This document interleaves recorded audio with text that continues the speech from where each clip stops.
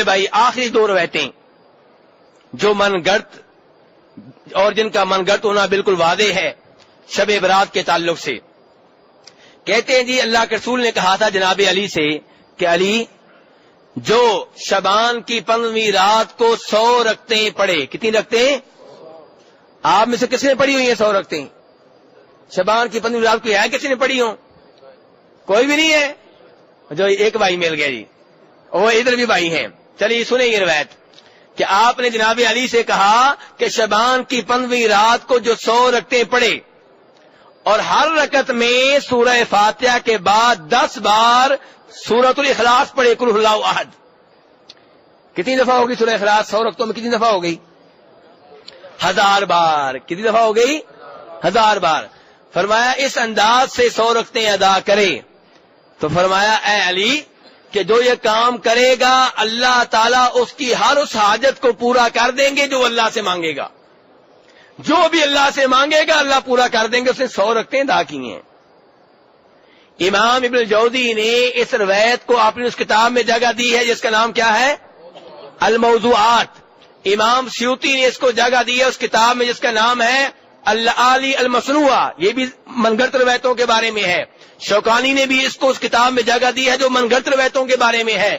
ابن القیم نے اس کو جگہ دی ہے المنار المنیف میں، یہ بھی ضعیف اور من گھڑت روایتوں کے بارے میں ہے۔ 4 اماموں نے اس روایت کو اپنی ان کتابوں میں جگہ دی ہے جو من گھڑت روایات کے لیے مخصوص ہیں۔ اور ابن الجوزی کہتے ہیں کہ ہمیں کوئی شک نہیں ہے اس روایت کے من گھڑت ہونے کے بارے میں۔ کیا کہتے ہیں؟ ہمیں کوئی شک نہیں ہے۔ اور کہتے ہیں کہ کتنی عجیب بات ہے کہ اگر اس کے اوپر عمل کرنا چاہیں تو عمل بھی بڑا مشکل ہے کہ کئی راتیں چھوٹی ہوتی ہیں جیسے آج کل ہیں، کہتے ہیں چھوٹی راتوں میں 100 رکعتیں ادا کرنا 10 دفعہ سورہ اخلاص پڑھ کے فجر تک، یہ ویسے ہی مشکل ہو جائے گا۔ اگر صحیح طرح ادا کی جائیں جیسے نماز پڑھنے کا حق ہوتا ہے تو یہ ویسے ہی مشکل ہو جائے گا۔ اور امام ابن القیم کہتے ہیں کہ اگر کوئی آدمی ایسا ہے جس کے پاس حدیث کا تھوڑا سا بھی علم ہے، وہ اس روایت سے دھوکہ کھاتا ہے اور اس کو اوپر عمل کرتا ہے تو لگتا ہے کہ اس نے صحیح معنوں میں حدیث کا علم حاصل نہیں کیا، اسے حدیث کے علم کی بو صحیح معنوں میں نہیں سونگی۔ اور میرے بھائی آخری روایت کیا بیان کی جاتی ہے کہ جو شبان کی 15ویں رات کو 12 رکعتیں ادا کرے، کتنی؟ پہلے کتنی تھی؟ 100، اب تھوڑی سی ڈسکاؤنٹ ہو گئی ہے۔ کتنی ادا کرے؟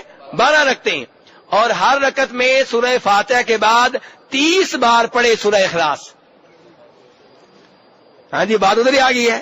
چلو 30 دفعہ پڑھے سورہ اخلاص تو اس کو کیا ملے گا؟ بقول اس من گھڑت روایت کے اس کو اپنی جگہ سے اٹھنے سے پہلے دکھا دیا جائے گا کہ جنت میں تمہارا ٹھکانہ کون سا ہے۔ اس روایت کو بھی امام الجوزی نے اپنی کتاب الموضوعات میں جگہ دی ہے اور سیوطی نے بھی اپنی اس کتاب میں جو من گھڑت روایات کے لیے ہے۔ تو میرے بھائی یہ ساری روایات کیا ہیں؟ من گھڑت ہیں، اس قابل نہیں ہے کہ ان کی وجہ سے آپ شب برات کو قیام کریں، شب برات حلوہ تقسیم کریں، کھانے بنا کے تقسیم کریں۔ وہ دن عام دنوں کی طرح ایک دن ہے، جو عبادات آپ پہلے سے کرتے ہیں ویسے اس رات بھی کریں، اس دن بھی کریں، لیکن خاص طور پہ اہتمام کرنا یہ قرآن و حدیث سے ثابت نہیں ہے۔ میرے بھائیو یہی معاملہ ہے ان کاموں کا، ان بدعتوں کا جن سے ہم آپ کو روکتے ہیں اور آپ کہتے ہیں ان میں حرج کیا ہے، مسئلہ کیا ہے؟ ہم عبادت ہی تو کرتے ہیں، ہم قرآن ہی تو پڑھتے ہیں، ہم نماز ہی تو پڑھتے ہیں۔ میرے بھائی آپ 15 شعبان کو اہمیت دے رہے ہیں، اس رات خصوصی طور پہ نماز کا اہتمام کر رہے ہیں، قرآن پاک کی تلاوت کا اہتمام کر رہے ہیں۔ اس کا مطلب یہ ہے کہ آپ یہ عقیدہ رکھتے ہیں کہ اس رات کی خصوصی اہمیت اور فضیلت ہے، اور اس رات کو جو آپ 100 رکعتیں پڑھ رہے ہیں وہ اللہ کے رسول نے نہیں پڑھی، آپ کے صحابہ کرام میں سے کسی ایک نے نہیں پڑھی، 4 اماموں میں سے کسی امام نے نہیں پڑھی۔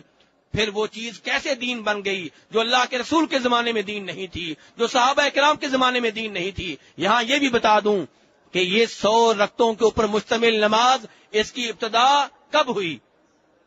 سن 448 میں۔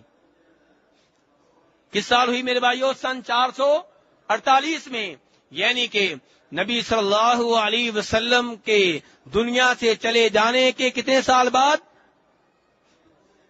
436 37 38 کے بعد۔